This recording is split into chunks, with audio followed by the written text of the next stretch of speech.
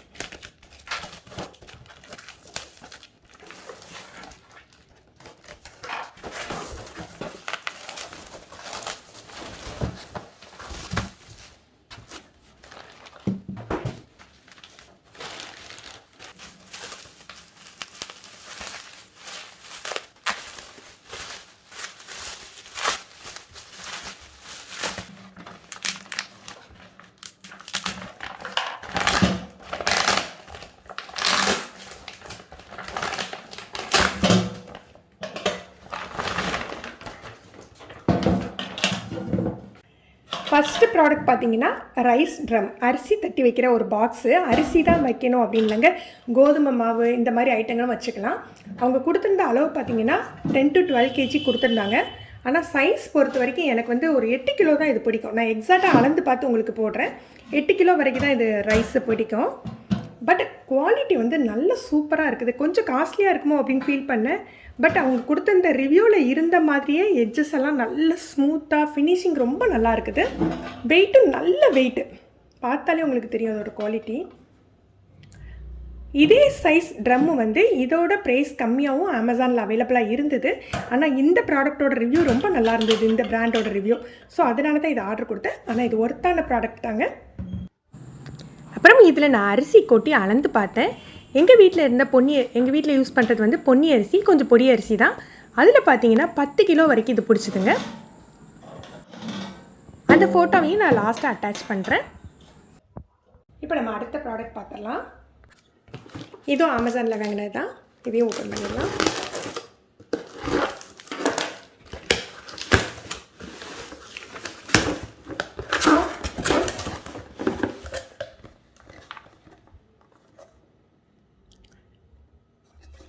இது வந்து airtight box, plastic தான், ஆனால் ஃபஸ்ட்டு குவாலிட்டி. ஓகே,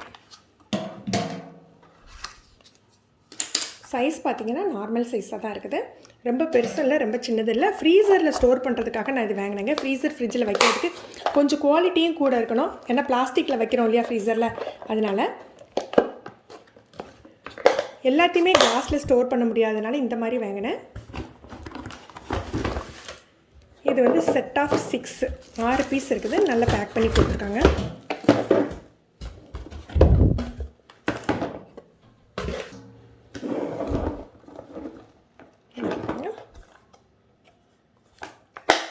நல்ல 4 பக்கமும் லாக் கொடுத்துருக்கிறதுனால நல்லா இருக்குது பாக்ஸ். நான் எக்ஸ்பெக்ட் பண்ணதோடையே நல்லா இருக்குது.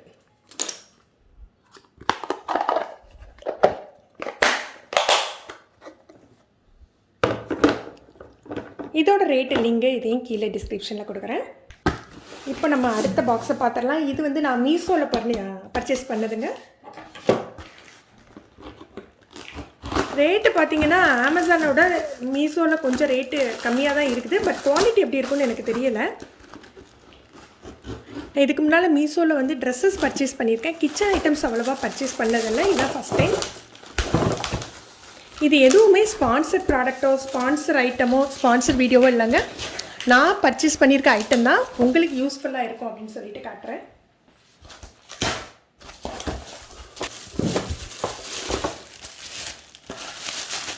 இதுவும் ஸ்டோரேஜ் பாக்ஸுங்க. 10 பீஸ் இருக்குது, செட் ஆஃப் 10.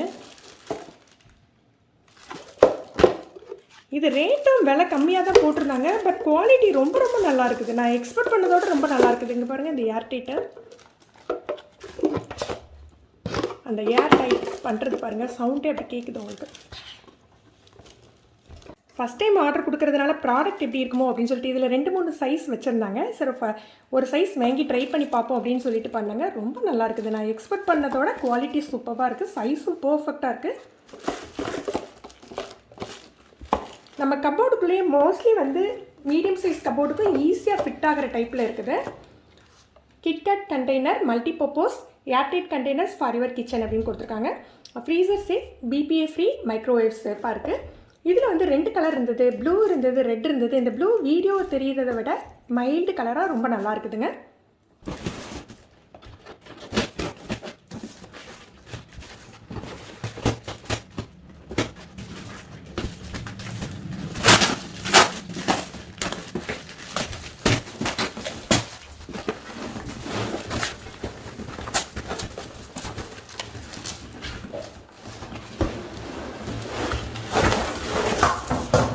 அதில் இன்னொன்று இருக்குது.